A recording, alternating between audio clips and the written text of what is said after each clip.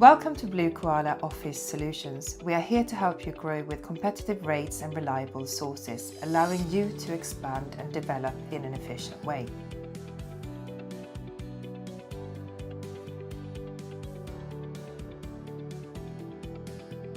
Why do you need a virtual office address? Perhaps you're working from home, but you don't want to use your home address.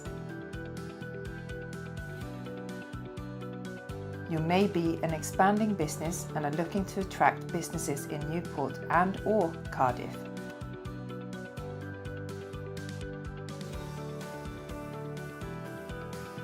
Are you looking for an address you can register with Google and SEO? We offer flexible short-term agreements, super high-speed fibre, 24-hour access and security, meeting room for up to 6 people. We are located in Whitchurch, Cardiff, with easy access from M4 and A470, and as well as the meeting room, we also have a podcast studio and a film studio that you can rent on an hourly basis.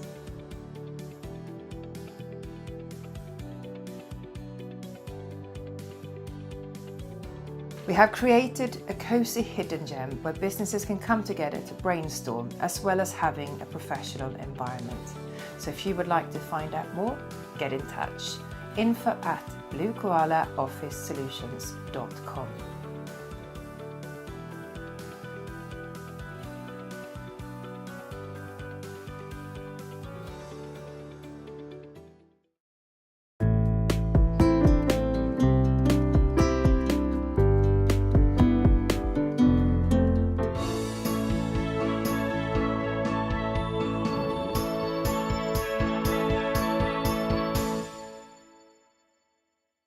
Hello and welcome to Live at 5, and today is going to be all about the ISDN Switch Over.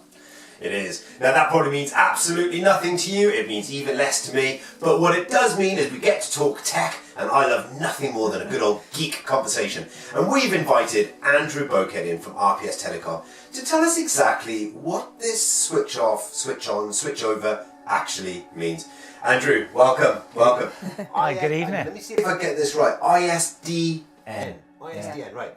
You need to elaborate. Yeah, you don't necessarily need to know what that actually means from a jargon point of view, but ultimately what it means is that years ago you'd have your traditional method, the way that a telephone call was delivered into your business. You'd have some wires coming in, and it'd be connected to a phone system, and connected to that would be some phones on a desk, and those wires were called ISDN, or are still called ISDN, so ISDN 2, and that ultimately means 2 simultaneous phone calls, 1 in, 1 out, 2 in, 2 out, and so forth. So what's happening is that those circuits, along with analog circuits, which analog lines then carry things like your fax machines.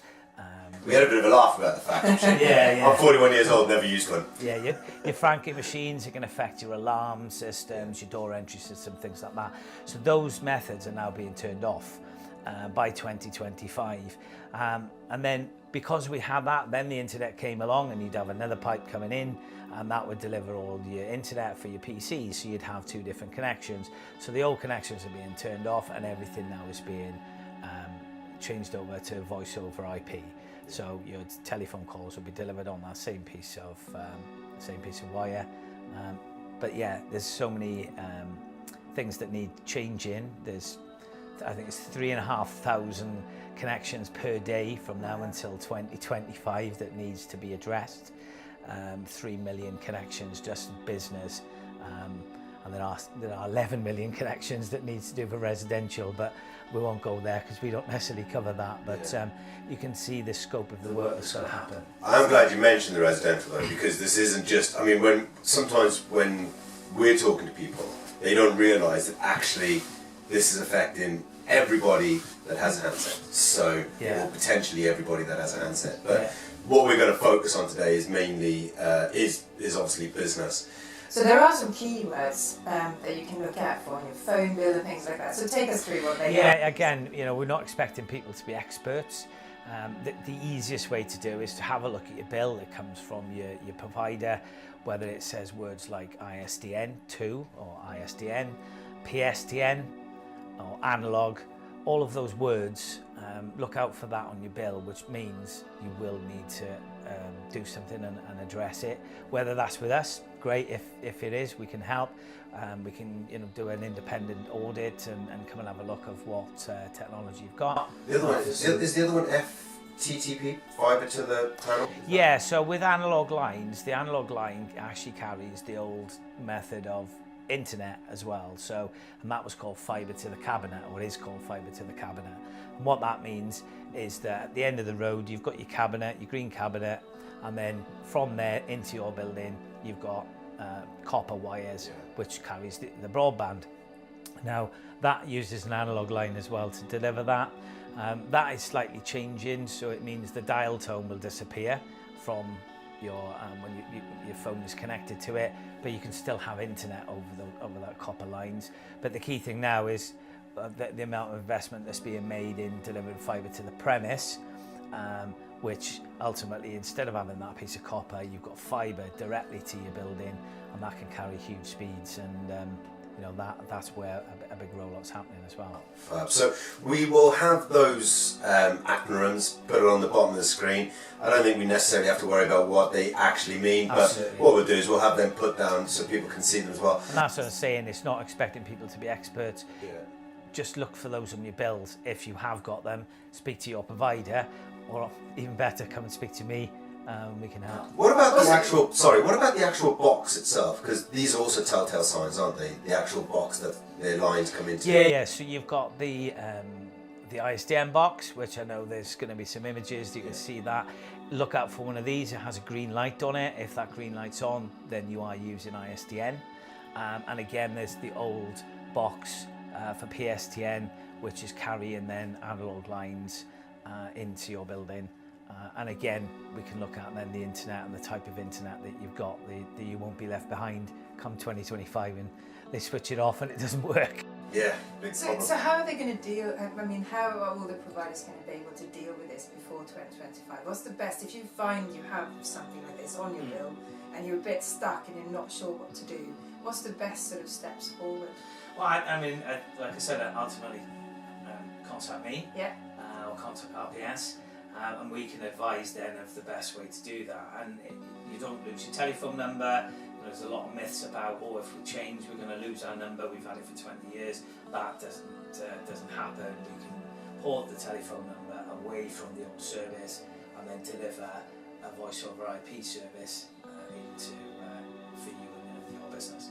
That's really good to know. So I've got a question. I'm going to throw this out there because there's the one thing we didn't talk about before we came live, and I've just thought about it now. So if someone's in a contract for a certain period of time, 2025 is not that long away, right? And there are going to be contracts that are still going to be potentially live. But if someone is now looking at potential contracts, and I think that's where a lot of contracts are 3 years or 12 months. What advice? Obviously, my advice would be to contact you, and you can go through that. But what advice would you have? Definitely don't just re-sign your contract, because if somebody does sign you, or a business does sign you back up for another 3 years, you're going to go into that 2025, and you're going to have technology that you're committed to now that actually isn't going to work. So it is good to look now, be prepared for it. Yes, we think 2025 is ages away, but actually it isn't. No, it's just around the corner. When you're talking about working days. So it's about don't commit to something if you have got those words in your bill, for example. And so, when we're looking at this switch over, I think one of the things that people are going to be worried about are things like costings and stuff like that. We obviously already use your products. And we're looking at different company sizes here now, right? So let's just quickly ask, okay, so we've got someone, a one-man individual, a solopreneur, who is, they're sitting there going, well, I have a phone on my desk, how's this going to affect me? Right up to, multi-users all over the country, right? So let's go from the single person then. What stages can they do? What can they do in order to switch over or get ahead of the game? To be fair, you tend to find with the solopreneurs or single user business, I suppose, you know, like your plumbers or your builders, they'll tend to advertise using their mobile phone number anyway, so they're not using the technology. And again, we can help with that, is to be providing a local telephone number, utilising a simple mobile app on your mobile phone to be able to then differentiate between that work-life balance, I suppose.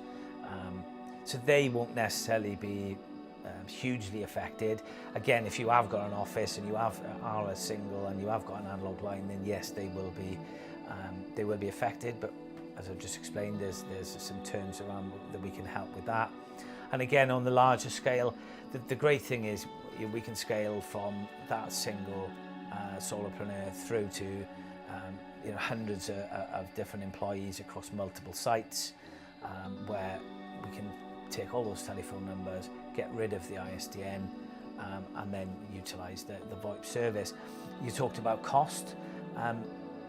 You tend to find that they'll save some money because you've not got those two connections anymore. You're not paying for your ISDN anymore. You're only going to be paying for your telephony services. And we work very much on an OPEX model, so it's a monthly fee, and all your calls can be included, all of that, so you can actually start to look to fix a bill as well, so you're not paying for those different telephone calls every month. Oh, sorry. No, some people have had really sort of, you know, going back in the day, the VoIP services that were around, people saying, yeah, I'm not using that again because it was so. How far has the technology?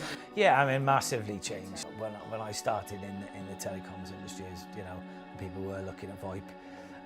Absolutely, it wasn't, because of the investment that's being made into increased speeds with fibre broadband, then you know, it definitely solves that issue. And even mobile broadband now, we've all got 5G, 4G, 5G, loads of unlimited data. The technology can work over that as well. So there's.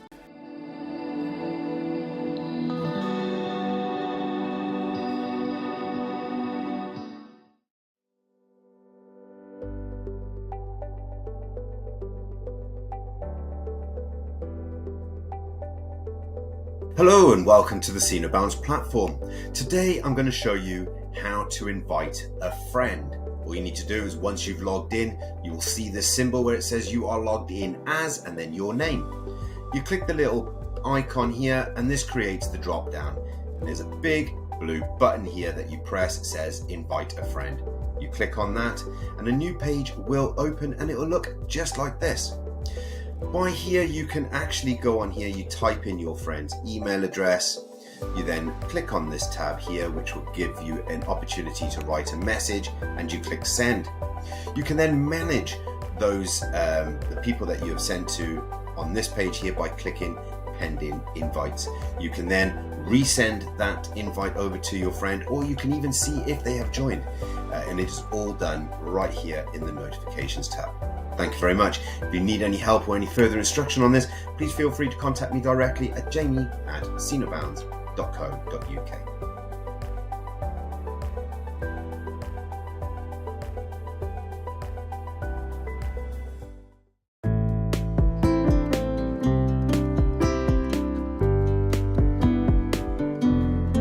Hello and welcome back. We are broadcasting a fantastic new show of Business for Entrepreneurs. I'm going to say it. This is the second show of the new year. I had to say it because in the last show I said I was going to stop saying it. But today we've got a returning guest, our first returning guest. Yeah. We've got the lovely Robin Harris from Equa Energy. Robin, welcome back. Thank you. I'm really excited to be here. I know, right? It's amazing. I think it's really great to have you back, because I have noticed during the last few months so many really great changes, and we're going to talk a little bit about that as well. But do you first like to give us a little bit of an insight for people who haven't met you before about Equa Energy and what you offer and how you got into the business as an entrepreneur in the first place, please? Well, the reason that I set it up, how I got into it all, was really my own journey, which I think is quite common for people who work in health and well-being as I do. Basically, just having been somebody who was stressed and unhappy and was finding that it was impacting on my health and well-being. I was looking for something that would help me to turn that around and wasn't finding anything that really matched what I was looking for. So I had to then find out ways to do it for myself. And in finding those tools, knowing that while one size doesn't fit all, nobody else will go on the journey quite as I did it. They'll all have their own unique individual journeys. Just having the tools and having somebody who sees the potential within you and helps to help you see it as well. I saw a wonderful quote the other day that a mentor is somebody who sees the hope inside of you and helps you to see it as well. Oprah Winfrey. So that's basically my role now, is to help people to see the potential that they have within themselves and to draw that out. So reconnecting with, I call it being a soul alignment mentor, reconnecting with our soul selves, our true selves, our wild selves. So not wild as in crazy and chaotic, but wild as in underneath all of the conditioning that we take on board as we grow up, just our true selves, what really resonates for us, that feels authentic, genuine, where we have integrity in everything that we do. Integrity in that sense of like a structure has integrity. That is its solidity. That is its structure and its form. Getting back to our own integrity and living in alignment with that, where we then feel that sense of balance and ease and flow and freedom and all the things that we really long for, and that lights us up and helps us to feel joyful that we maybe have lost a bit of our connection with that, particularly over the last few months. It's an amazing point to bring up. Yeah. I think it's something that we all forget, and we all have that inside us, but we just don't know how to bring it out. Yeah, it's funny because I've had a similar conversation with someone earlier on today, so the lady that I was talking to, she helps mothers to basically stop and re-look at themselves, so how just take some time for themselves, because as a mother you lose identity, you lose who you are. And we were talking about this as a connection, and obviously I'm not a mother nor a father nor a parent, and in fairness I'm not even that much of a fan of children, but no, I love them really. But I related it to a divorce. So when you get divorced over the years, you condition, you change, you give a little bit, and then all of a sudden you're divorced. You are on your own again. So it's, yeah. Do you work at that kind of area, I'm assuming? I do. And I had one particular client because it was never an area that I focused on before. And then somebody that I knew quite well already approached me and said she had some relationship issues and could I direct her to somebody who would help her, because she'd tried, the usual ones, Relate and so on, but they want, if it's a couple's issue, they want to see the couple, whereas she wanted something that was just going to be helping her because her partner wasn't really interested at that point. So we had a conversation and she decided she'd work with me. And my perspective on it, which she was then agreeing, was that she needed to learn how to love herself and to rediscover herself first. Otherwise, that it was never going to change. It was never going to be what she wanted it to be, because she hadn't made friends and, find a way to love herself. I guess that's something that you come across quite often when people come to you. Is that true? That people I think I think it varies from person to person, but the kind of core of it is that people have lost sight of who they are, and therefore lost that ability to connect in with, what do I want? What do I need? What lights me up? How can I support myself more? It's funny enough, actually, because I think for 2020, probably been, one of the worst years in possibly 100 years, right? But taking all of that away from it, what it has actually done is made people stop and reevaluate, to think. But it's also, from a business perspective, made people reevaluate not just their personal lives, but also their business life. And that was one of the reasons why we decided to have a chat with you and invite you onto the show, because if there's anybody as an example of changing your business around, you've certainly demonstrated that, haven't you? Thank you. I've certainly used this time, like you say, a time of pause, a time to reflect, a time to think, what do I want and how can I go for that and create that for myself. So yeah, that's definitely how I've used this time for myself and my business, because my business is so much a part of me and so much an expression of me that the two really go together. So what sort of things have you put into place? What have you done to adapt to an online world? I started working with this absolutely amazing business coach who is all about developing your business in an aligned way. So it's about that whole thing that I was saying, getting back in touch with yourself and your why. Everybody talks about your why. And why is your business so important to you? What do you get from your business? What does it give you? How can you do that in a way that is authentic and genuine for you? And obviously in this time of lockdown, it's how to do that online, and it's how to be visible in a way that feels authentic, because some things that are out there, they say we can guarantee that you'll earn 6 figures in 3 months, or a set process to follow. But if that's hard sales and you're somebody who's not comfortable with that, it's not going to resonate, and it's probably not going to work, or at least it's not going to fulfill you, because it's not in alignment. But if you can find a way to be visible that is just something that you get up in the morning and think, yay, I'm doing that today, even if it's something like marketing that previously you weren't comfortable with, but now you've learned how to do it in a way that feels just like, I'm sharing my story.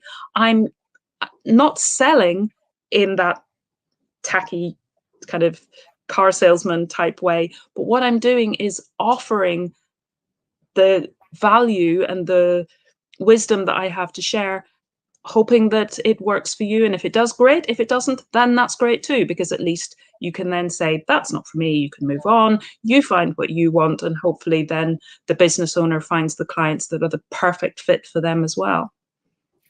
That's something that's really, really, really important at the moment. And I think so many people don't go out there. And I think it's all about giving the message of what you're offering, which is what you were saying. And I've seen masses of changes with your group on Facebook and also throughout your blogs and everything else that you do. And I think it's absolutely so positive. And so tell us a little bit about how you have become more visible and what you do to stay visible and show people what you offer in an authentic way that feels good to you.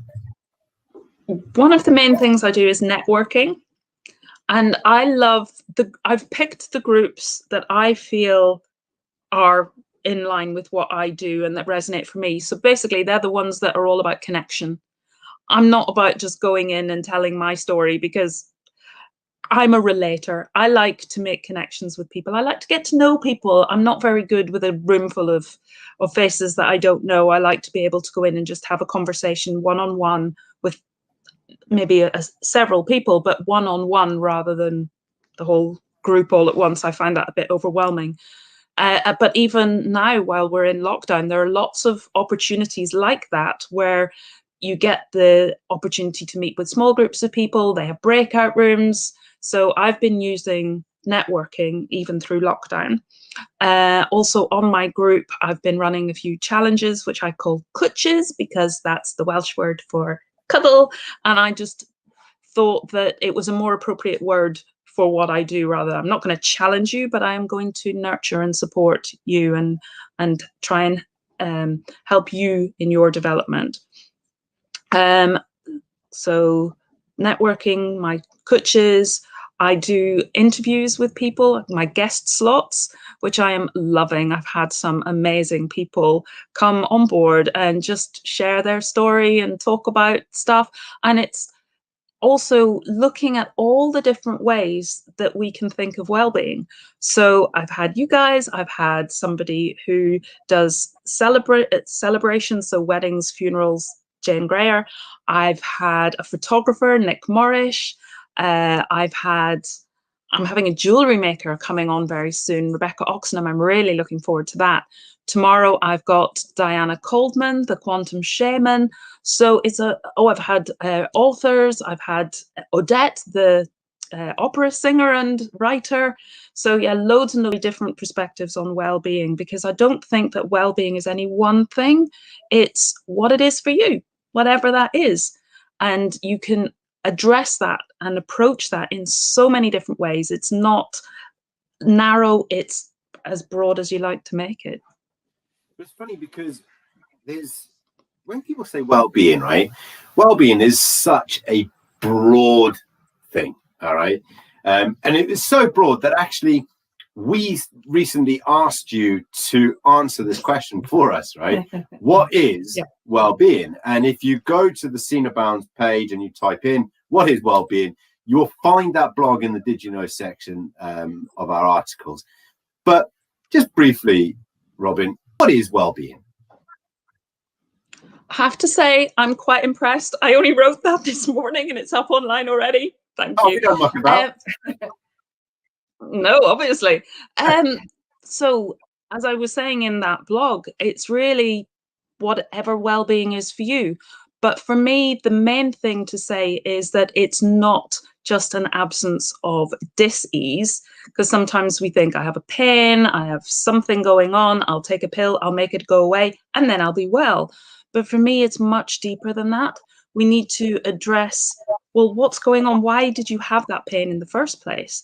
So it's about digging a little deeper, doing a little bit of exploration, not jumping straight to the pill. Obviously, if you need a pill, you need a pill, but not going there straight away. Maybe trying some other things, maybe doing a little bit of exploration first, connecting in with whatever's going on in your body, because each symptom actually gives us so much information when we can learn to interpret and start to develop that dialogue and that vocabulary with our body to know what is it saying, what's behind that feeling, what's behind that emotion, what's behind that discomfort, and then what's the need behind that so that I can address it, rather than just pushing it down, pushing it away, hoping that it's somehow going to resolve itself, because quite often it doesn't and it'll pop up later in some other way.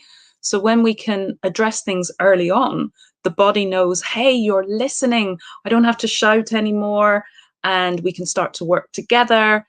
And again, that's another thing that I'm passionate about, helping us to make friends with our body so that we can work with it and not against it. And sometimes we're told things like your body's attacking itself or something has gone wrong. My perspective is that's not the case. When we can listen, when we can tune in, when we can start to respond and have this dialogue, then things will start to become easier and clearer, and we will learn so much that helps us to develop tools and techniques that will serve us all our lives. So how does why is well-being important in my business? Why do I need to worry about well-being in my business? Sense then to have a good work-life balance and also to be in a work environment that's healthy and supports our well-being. And obviously, I'm a big, strong, manly man, as everybody knows I'm famous for. What do I have to worry about my well-being?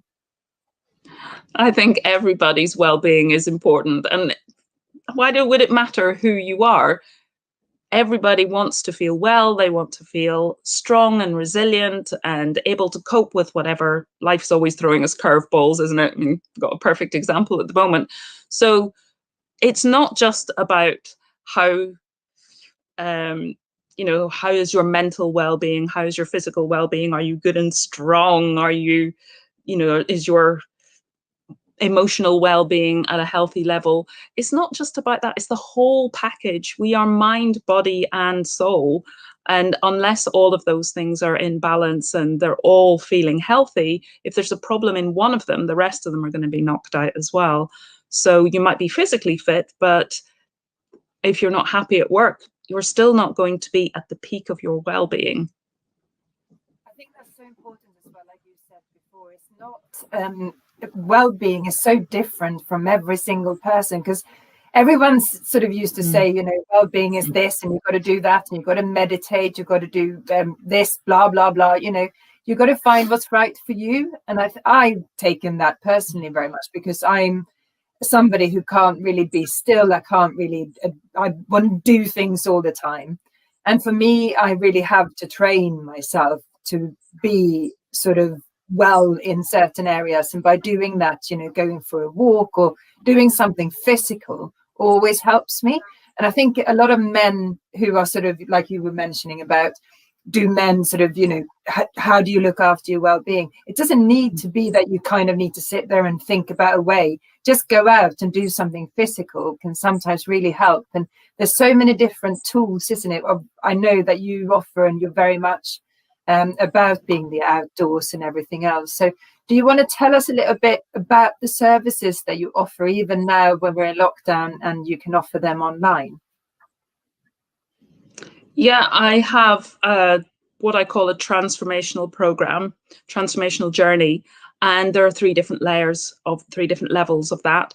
And the first steps basically is to do an analysis of where are you now? What's going on for you? What dis-eases are you experiencing currently? And what's behind them? Like I was saying, what's the emotion? What's the need behind those?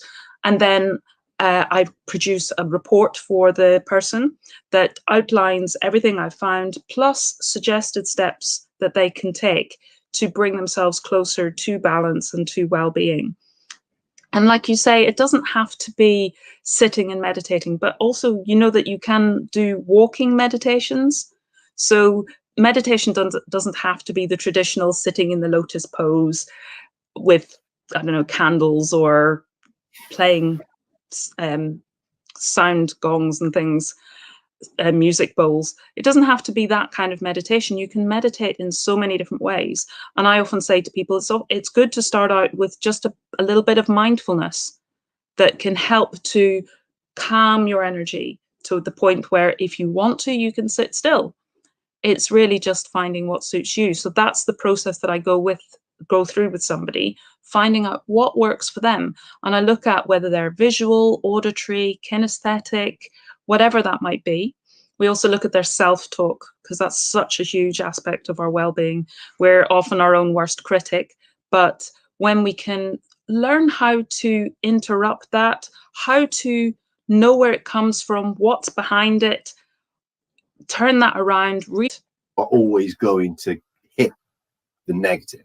So it really is a case of your body will follow what your eyes concentrate on.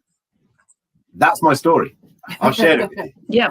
And when I was a child, I used to ride horses and I used to jump a little bit. And my mum would say, don't focus on the ground, because if you do, that's where you'll end up. If you're thinking, I mustn't fall off, that's what will happen. You will fall off.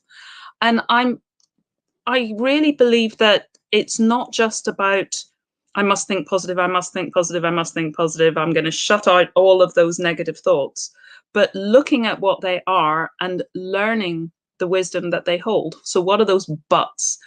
But I'm not good enough. Well, why do you think that way? And then find ways that you can release that, so that because if we don't, it's still there. Even though we're desperately trying not to look at it, it's still there, it's still impacting on us. But when we can bring it out into the open and go, right, okay, how can I actually deal with this so that it's no longer an issue? Because if we're just thinking, I must think positive, it's like that self-talk thing, I must. That must in itself, and that try, why try? Just be. So like the hang glider, don't worry about the bus, don't think I must avoid it, and just focus on the target. Yes, but you need to be aware, because he knew I mustn't hit the bus. He told the guy I mustn't hit the bus. He's aware of it, but then he shifts his focus. So it's not just block out, which is what the inexperienced guy was trying to do. So it's okay, the bus is there, but I am choosing. So like the story of the 2 wolves, do you know the Native American story of the 2 wolves? Whichever one I feed is the one that's going to grow. So choosing, yeah. So are you going to like feed love or feed hate or whatever? You can choose 2 opposites, but whatever I choose to feed. So where my attention goes, my energy flows and the object of my focus grows. So yes, I'm aware that there's something out there that I don't want, but I'm not going to think, I don't want it. I'm going to think, I don't need that. If I release it, if I let it go, then you know, it doesn't have to impact on me at all. I can choose to focus on the thing that works for me. That's something and that feed I've actually really learned, because it's only myself that I've got to blame, that I think that I'm not good enough. It's got absolutely nothing to do with anything in my childhood. I just was born like that, I think. I just wanted to just be a self-critic, and that's what I kind of was. But what I find really helps, which I'm hoping maybe by sharing will help other people, is focusing on something that you actually know that you're good at, and focusing on those small little things. Because if you're a very worse sort of self-critic and nothing is ever good enough, if you focus on the things that you know for sure that you can do and are really good at, the other things will come slowly but surely, kind of come together, and you can go, no, actually I didn't do that too badly, it was okay. And that's something that I think can help in a lot of ways, just focusing on the little things. Definitely, the small things are actually the big things, and it's never to underestimate how big a thing actually is. And like you say, just it's the repetition, really. And it's like, if you think of something wearing a groove, which is what basically we're doing with neuroplasticity and the connections in our brain. If we think it again and again and again and again, those connections get really strong, the groove gets really deep. And if we're not paying attention, it's very easy to slip back into that groove. So if we've been thinking, I'm not good enough, I'm not good enough, I'm not good enough, unless we're paying attention and oops, there I go again. No, I'm going to focus on the thing that I want. Actually, I did that really well. If we're not paying attention, we will slip back into the groove. But then it's about not beating ourselves up. Oops, here I am again. I'll just hop back on out again and put my focus back on the thing that I want. So I'm really passionate as well about supporting people in developing self-compassion, self-forgiveness, self-understanding. We need all of these things for ourselves, and then we can give them to others. But if we don't have them for ourselves, we can't truly give them to others. Very true. It's phenomenal. So sticking to the same sort of theme, you know, with the business, how can someone in business concentrate on their well-being? How what can they do? What's the small wins? Well, in terms of wins, celebrate them. Anything that you realize you've done well in a day, it helps me to write lists. I am the list queen, and then to tick things off. And it's such a fantastic feeling at times in the day or at the end of the day to check everything off the list, or as much as you have been able to do, and to celebrate the fact I got those things done. And sometimes it's only one thing, but it was a big thing. So it's then, yeah, it was just the one thing, but it was huge. I've got that done. I've got it out of the way. I'm happy with how it turned out, or whatever. And just to celebrate that. And if there's anything that you didn't get done and it still needs to be done, pass it on to the next day. And, you know, just taking those steps. And I think pacing ourselves. Sometimes our lists are too long. We are unrealistic. We think, I'm going to get all of this done in a day. And particularly at the moment where everything is online, we're so reliant on tech. Tech goes down. And we've had some problems here, which meant that I had a whole, morning when I couldn't get online. So I just had to then, okay, I'm going to step away. I'm not going to stress it. I'm not going to sit there trying every button and every connection that I can. It's out of my hands. So I think that's really important as well, to be realistic about what we can do in a day, to be realistic about things we can control and things that we can't, that are out of our control, and not to stress those, to give ourselves permission to step away from those and just to focus on the things that we can, even if they feel so small, just to get those things done. And then we feel that we've still got momentum and we're not feeling like I'm stagnating and I'm not moving forward. And just being able to shift those tiny things, even if it means, right, I have to get up and go for a walk, because that still shifts our energy, still helps us to feel, because we're quite metaphorical. I'm walking, I'm moving, things are moving. It's not maybe what I thought was going to be moving, but I am still moving. And I think that can really help. And just to be aware of need for rest as well. That's really important, rest and recharge, and to take those breaks. And I think as a business owner, I think that's a really good tip to give someone, because you often feel that you're not doing enough, even if you've done 12 hours or whatever. You're just not ever doing enough, or you can, you feel guilty because you don't think you have time to go for a walk, and just to make time for those small little changes that can really help you refocus. And also, just the importance of taking that time out, because if you keep on working, you're working with nothing. You're working on empty, and your brain's not really sharp. It's not, you've just got nothing left to draw on. So if you can step away, even if you're doing something else, you're still recharging on some level, and then you come back fresh and ready and full of ideas and inspiration. So I think it's really important. The dog walk comes back and it's like a Gatling gun going off, right? And I'm just like, trying to dodge the ideas. And all right, cool, but like whilst you've been gone, I've focused on something else, and now I can't focus on that. And so yeah, it's a constant battle in our house. But people working on their own business, right? So many people. There's and I'm quite passionate about this, right? So people say if you work too hard on something, people say you're either obsessed or you're a workaholic, right? When I was playing, pro level sport, I would train, and people would say, "Oh yeah, you're so focused," right? But now, if I train, people would say you're obsessed, and it's the same for my business, right? So if I was working for someone else and I was work, people would go, "Oh, he's very committed to his job." But if I run my own business and I work, people go, "You're overdoing it." But the truth of the matter is, when I worked for another company, I had a team of, at one point when I was working for one company, I had a team of 300 people that was doing all the little jobs that I didn't have time to do, right? That was their job. I could do those jobs, but then if I done them all, I wouldn't need them. And I used to utilize the strengths of the staff and the team that I have behind me, right? But I don't have that team now. It's just me and Charlott. So when we have to put the hours in, we have to put the work in. So how can we create that balance where the jobs still need doing, the work still needs to happen? Sometimes we still need to work at 8 o'clock at night. How can we also balance our well-being whilst we're running our own company and wearing all the hats that we have to wear? There's a lot of different things in there. As much as one can outsource.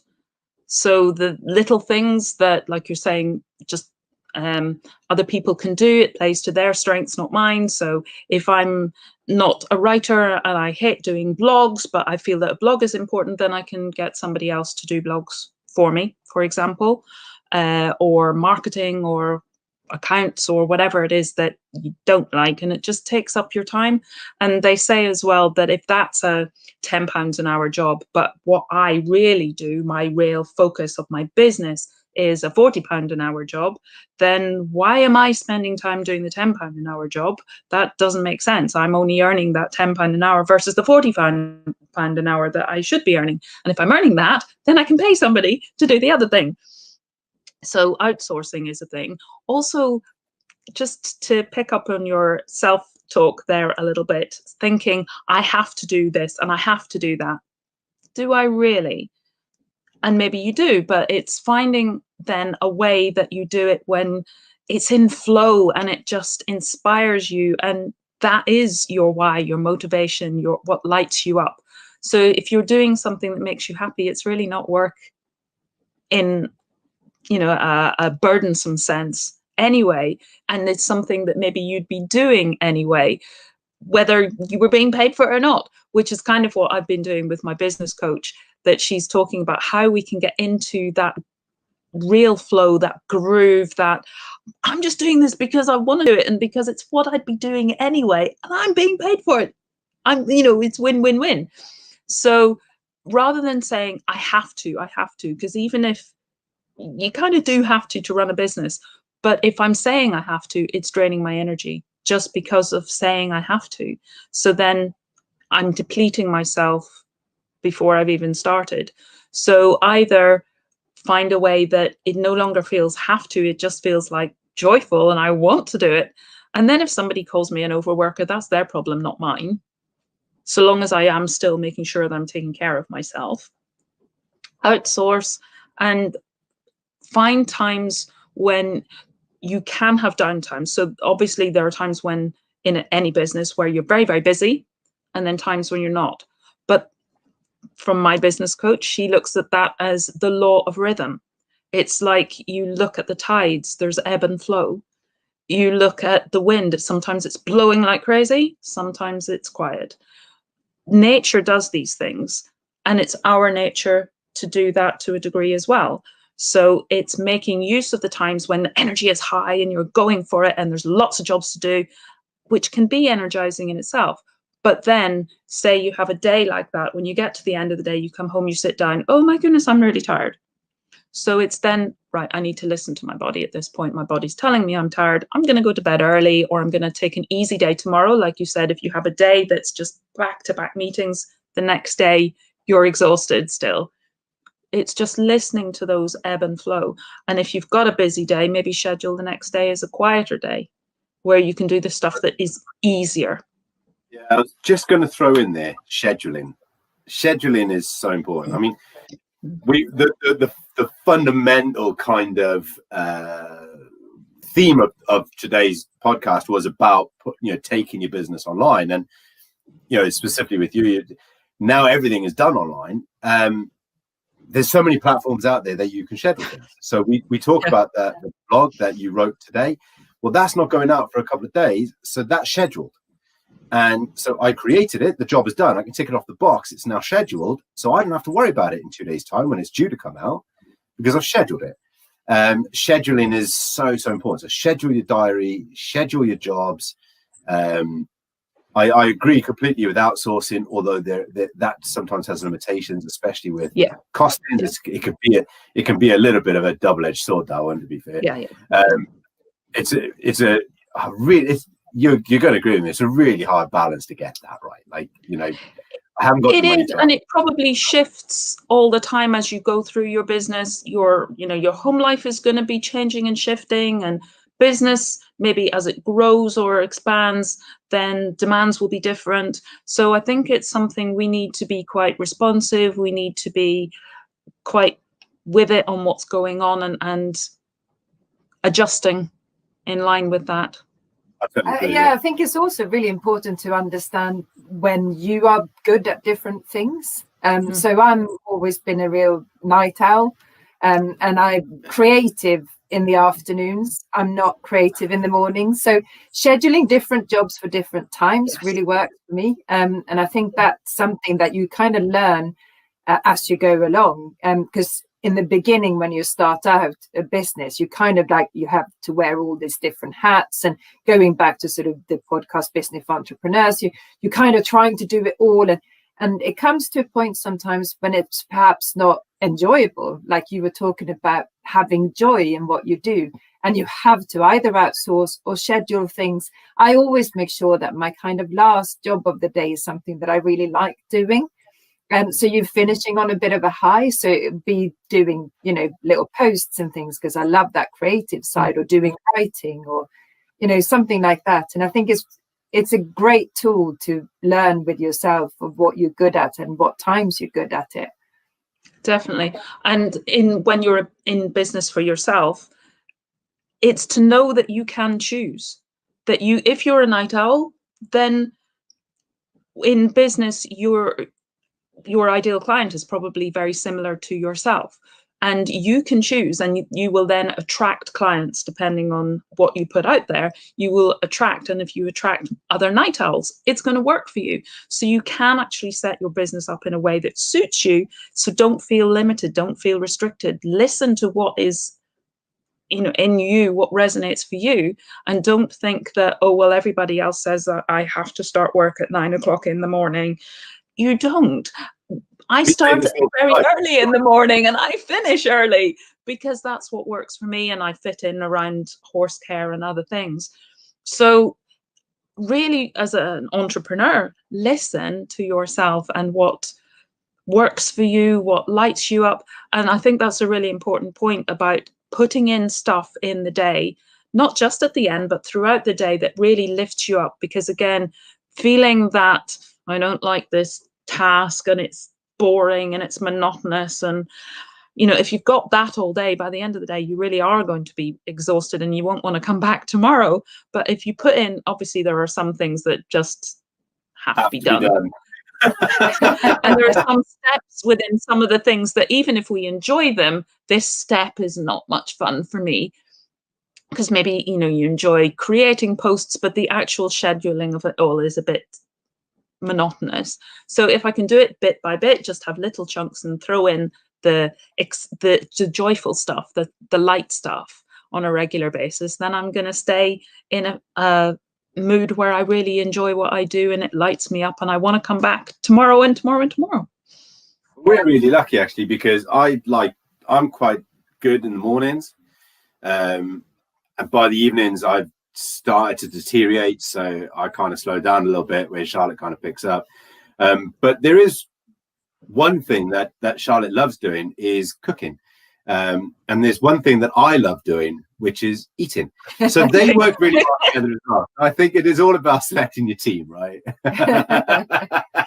Well, definitely, particularly if they bake.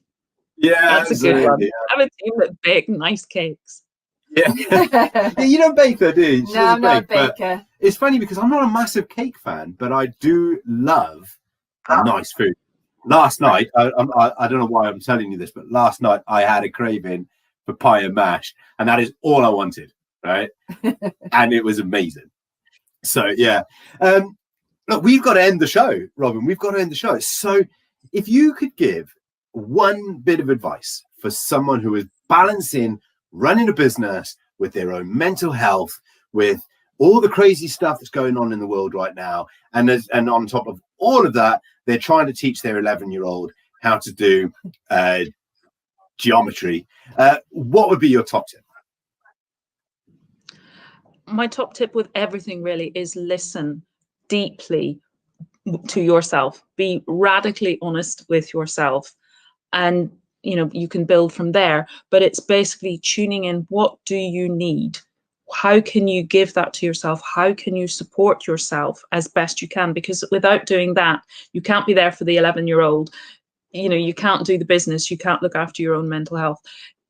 Basically, bottom line is listen to yourself and what your needs are, and acknowledging that you might not be able to respond to all of them in the moment. Do make a commitment that you will, when you have that time, maybe in the evening when the 11-year-old has gone to bed, or first thing in the morning before they get up, whatever that might be, find a time for yourself to just be there for yourself and to do those little bits, and don't underestimate them, and just take care of yourself, self-care, and celebrate the wins. And wait until the 11-year-old is 15, because they don't get up much before 2 p.m. anyway. So you get loads of time, right? That's a real good top tip. So thank you for that. Brilliant. Robin, thank you so much for coming on the show. It's lovely to have you back. I think we talked about some really cool subjects there. If I can ask you at the end of the show, just to pop your details in the comments box, so people will be able to find you. But if they want to find you, other than being on the best directory in the world, which is Sino Bounds, obviously, where else can they find you? There's my website, so www.equenergy, which is spelled EQUENERGY, www.equenergy.com. On Facebook, also Equenergy Wellbeing Naturally. I think if you go to my website, there's loads of links on there for lots of different places you can find me, LinkedIn and Instagram and stuff. All the links are on the links page. And if you didn't get Equenergy, okay, all you need to do is, if you go onto the Sino Bounds page into the search bar and literally just type in EQU, it all comes up, because my spelling is horrendous, which is exactly why I built it that way. So yeah, it makes life a little bit easier. Robin, it's been lovely having you on the show. We always love working with you. thank you for your time. Thank you so much for joining us today. Thank you so much for inviting me. As you know, I love being on with you guys. I love seeing Tesney. So yeah, it's all good. Brilliant. She is completely fallen asleep in my lap just by hearing your voice, Robin. So we're going to let you have a lovely evening, and we look forward to seeing you very soon. Take care, everybody. From all of us to everybody else, thank you so much for listening. You take care. And until next week, take care. Bye now.